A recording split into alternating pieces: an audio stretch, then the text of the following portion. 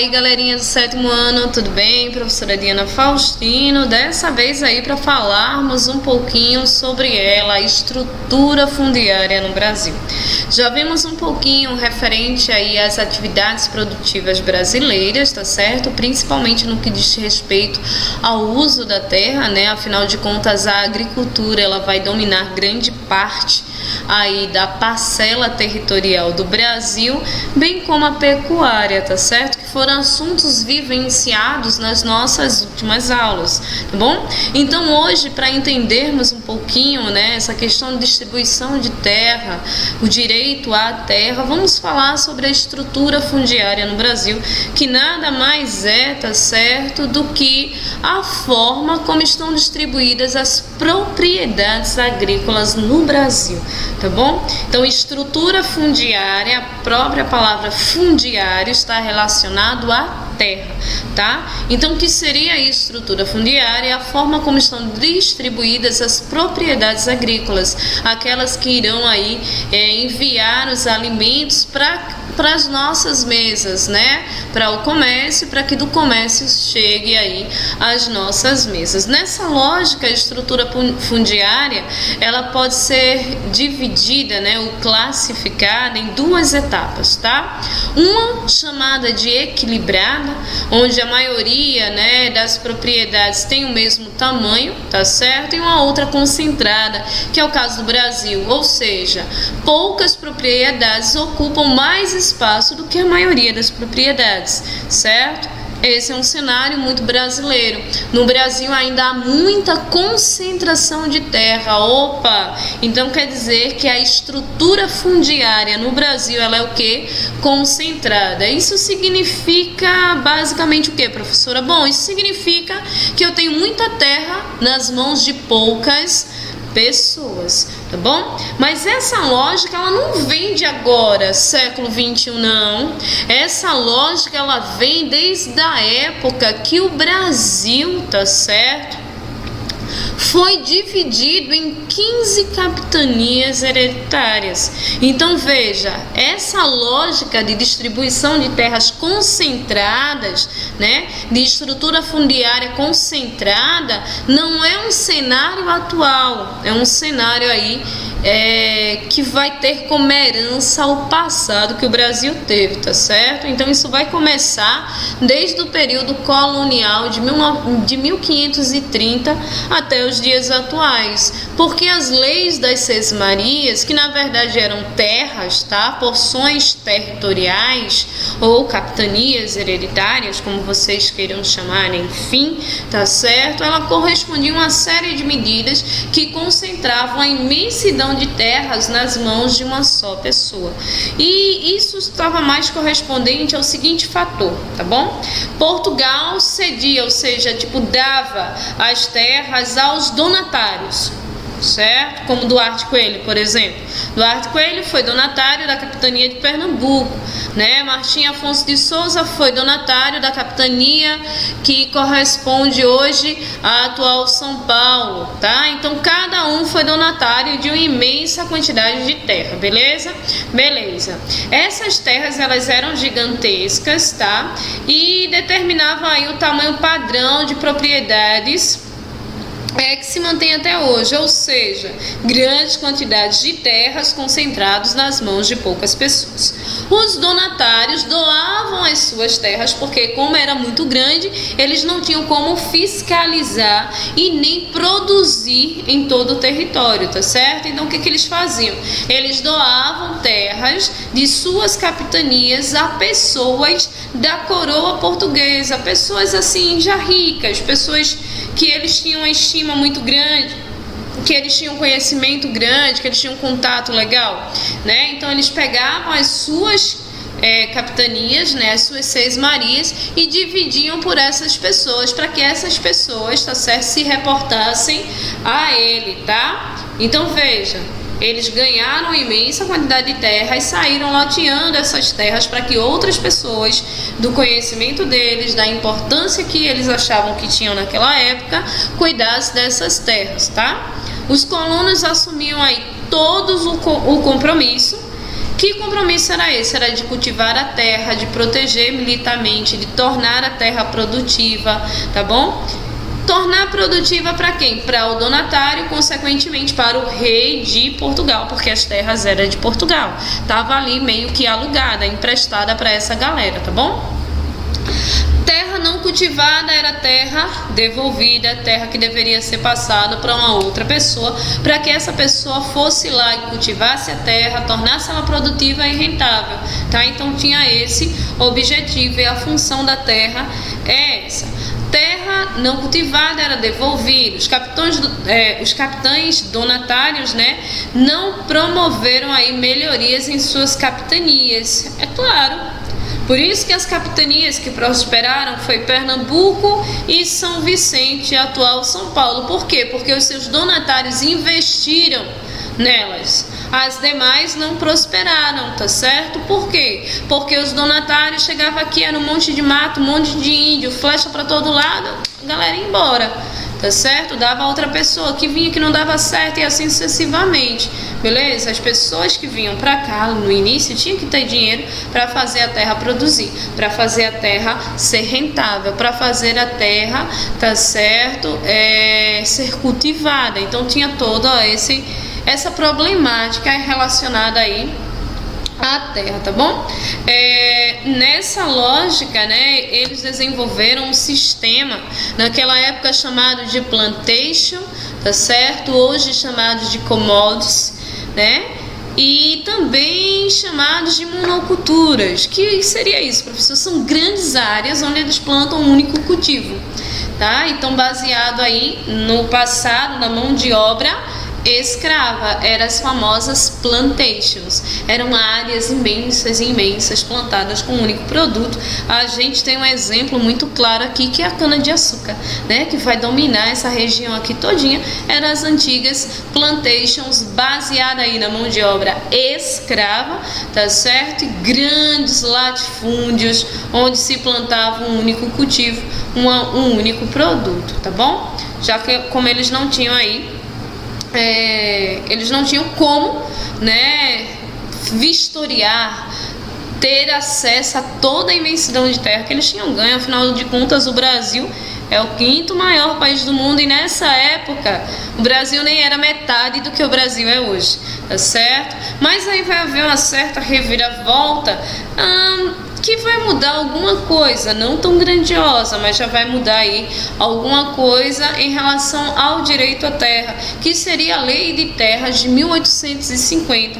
Ela vai regularizar, tá certo, as terras ocupadas, tá? E vai tornar essas pessoas que ocupavam essas terras proprietários privados, ou seja, a terra agora ela não pertence a Portugal, ela pertence ao proprietário. Meio que Portugal está vendendo as terras ou doando de fato as terras a essas pessoas, tá certo? Aconteceu bastante isso, regulamentadinho lá no papel, tá bom? Algumas outras terras que eram terras não regulamentadas, ou seja, onde não haviam essas propriedades, né, essas pessoas cuidando da terra, foram chamadas de terras o quê? Públicas, tá? Quem pertence a essa terra? A União, ou seja, ao Brasil. Essa terra pertence ao Brasil, porque no passado, né, na Lei de Terras de 1850 não era ocupada por ninguém. Então, se não é ocupado por ninguém, é do Brasil, pertence à União, tá bom? Que nesse caso, a União corresponde ao Brasil. A terra só poderia ser adquirida por meio da compra. Você não poderia simplesmente invadir, pegar a terra e terra é minha, vou aqui fincar uma bandeira e dizer que é meu. Não era assim. Tu só tinha terra mediante pagamento por ela, tá certo? E isso vai aí definir bastante coisa, principalmente, né, a grande concentração de terras, de muitas terras nas mãos de poucas pessoas, porque os pobres não tinham dinheiro para comprar a terra. E aí, vão ficar onde? Na terra do governo, tá certo? Que não é deles, é do governo. Em qualquer momento eles podem aí vazar. O valor dos imóveis era determinado pelo governo, é lógico, né? E com isso fez com que muitos imigrantes né, acabassem saindo de um lugar para o outro no Brasil, porque algumas condições eram bem precárias e tal, tá certo? E fizeram também com que muitas pessoas viessem para o Brasil ser donas de terras, né, de um novo, enfim, cultivar, fazer render aquela terra, aquela produtividade, aquela agricultura, tá bom?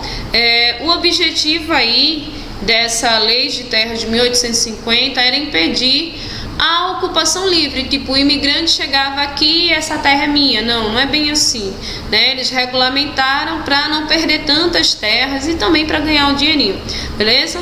Elevaram o preço da terra para dificultar o acesso imediato dos imigrantes e não brancos à propriedade, ou seja, as pessoas que eram pardas e negras eram pobres e não tinham condições de comprar a terra. Então, galera que era branca, na maioria das vezes, eram pessoas que tinham dinheiro, tá certo? Porque vocês lembram que esse período é muito escravocrata, tá? As consequências disso aí, né? As consequências disso aí não vai dar outra. Vai ser aí uma distribuição desigual das terras, certo?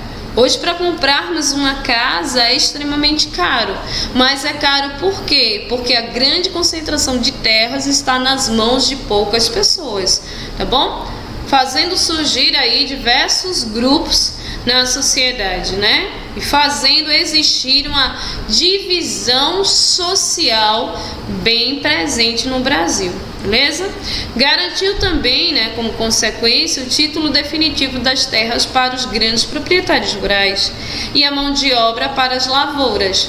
Ou seja, o coronel, a pessoa que é dona de muitas terras, tem que contratar mão de obra para poder trabalhar aí, tá certo? Que vai limitar o acesso à terra, porque os pardos e negros e pobres não tinham condições aí de comprar um pedacinho de terra para sobreviver, tá certo? Nessa lógica, nós vamos ter aqui algumas classificações. São elas minifúndio, como o próprio nome já está dizendo, ó, mini pequeno, fúndio terra, ou seja, pequenas áreas de terra, tá certo? Onde nesses minifúndios, né, vão ser praticada aí a agricultura tradicional. Lembram lá da agricultura tradicional? Aquela que ainda é feita com a enxadinha, vai lá, devagarzinho, não sei o que. Desculpem, leva muito tempo para ser posta em prática, né? Também chamada de agricultura familiar de subsistência, beleza? Existe aqui, desculpem novamente, o contrário de minifúndio, que seria o latifúndio, tá certo? E o que seria o latifúndio? O latifúndio seria uma empresa rural.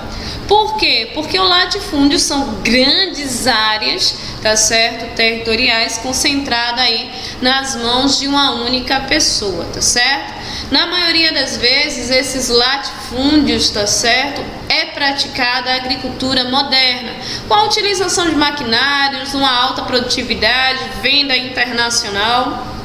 Então, tudo isso aí está relacionado. É o que chamamos de empresa rural. São grandes áreas aí cultivadas, onde se utiliza maquinário pesado, tecnologia e tal, tá certo? Minifúndio é o contrário de latifúndio. Se minifúndio é pequeno, latifúndio significa, tá? Fúndio terra, late grande, tá? Então, grandes propriedades de terra, beleza? A classificação, né, ela vai se basear aí em uma unidade padrão, tá? Eles têm aí um padrão, tipo uma tabela, mas isso aí tá relacionado, é claro, ao cacau que a pessoa tem, mas enfim, tá bom? Módulo rural seria a área onde uma família com 4 adultos está trabalhando durante o ano e consegue retirar sua subsistência. Estamos falando de agricultura o quê? Tradicional, porque essas pessoas estão tentando sobreviver, tá certo? Agricultura tradicional de subsistência ou familiar, geralmente praticada aí nos minifúndios, tá bom? Na empresa rural ou latifúndios, né, nós vamos ter aí áreas gigantes, né? 600 vezes aí, ó, maior do que o módulo rural, né, do que a característica rural, tá certo? Sendo explorada de forma muito intensa para que haja uma alta produtividade, consequentemente um alto lucro, tá bom? Esses latifúndios aí, eles são classificados por dimensão e por exploração, tá bom? Por dimensão, são áreas aí plantadas, né, produtivas, onde há uma rentabilidade. Por exploração, são aquelas áreas gigantes onde só há extrativismo, onde não há presença de casas, nem um plantio, mas a terra ela tem um dono, existe um dono ali, são os latifundiários, as poucas pessoas que têm uma grande concentração de terra nas mãos, tá bom? Aqui nós vamos ter, né, um gráficozinho mostrando essa diferenciação. Vejam a quantidade de pessoas que têm aí menos de 10 hectares, tá certo? Mas 10 hectares já é muita coisa. Tem pessoas que têm metros quadrados e muitas não conseguem nem sequer ter, tá bom? Vejam o número de áreas que são desocupadas, tá certo? E de áreas ocupadas, né? Bem pequena, beleza? Desculpem mesmo, a garganta tá muito seca. Mas enfim, o Brasil vai apresentar aí uma estrutura fundiária muito concentrada, como eu já havia dito para vocês, né? Está concentrada aí nas mãos de grandes propriedades, grandes propriedades nas mãos de poucas pessoas, né? Grandes partes de terra concentradas nas mãos de poucas pessoas, tá? O que faz com que a população, a maior parcela da população, tenha dificuldade aí a ter acesso à terra, ou seja, é caro, a gente não tem condições de comprar porque é assalariado, ou sobrevive ou compra uma casa, então é melhor sobreviver do que comprar uma casa. A ideia basicamente é essa, que não é muito diferente lá, ó, dos pardos, negros e pobres do período colonial, né, da distribuição de terra, das leis de terra de 1850, a valorização e a venda da terra apenas através do dinheiro, né? Então tinha muito aí essa característica. O Brasil ele tem essa característica muito voltado para a concentração de terra muito forte, tá bom? Há muita concentração de terras no Brasil, tá? Por isso os grupos como o Movimento Sem Terra, né, vai exigir aí reforma agrária. E o que seria a reforma agrária? Seria uma nova distribuição de terra um pouco mais justa, tá?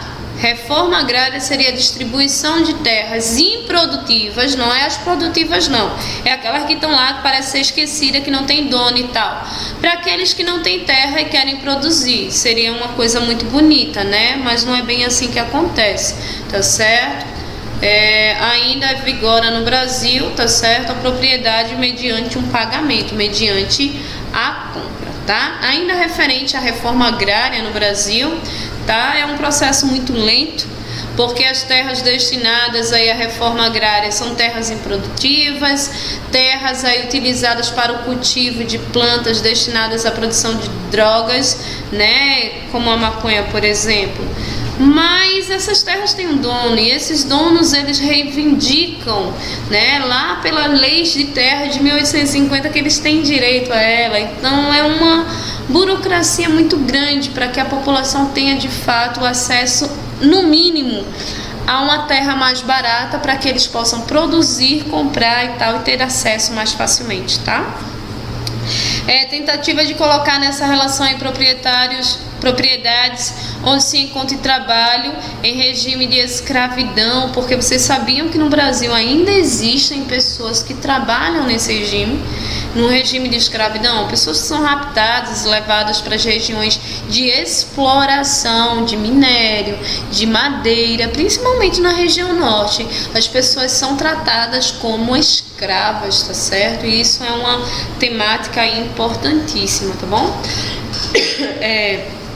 É claro que as leis de terra elas não iam vigorar para sempre, né? A de 1850 vai ter um momento que a lei de terra ela deveria ser mudada, né? Ela vai ser mudada em 1988, tá certo? Onde a propriedade rural ela deve ter função social, tá? Tipo, fazer uma função social, gerar emprego, ser produtiva, tá? A desapropriação das terras, notadamente improdutivas.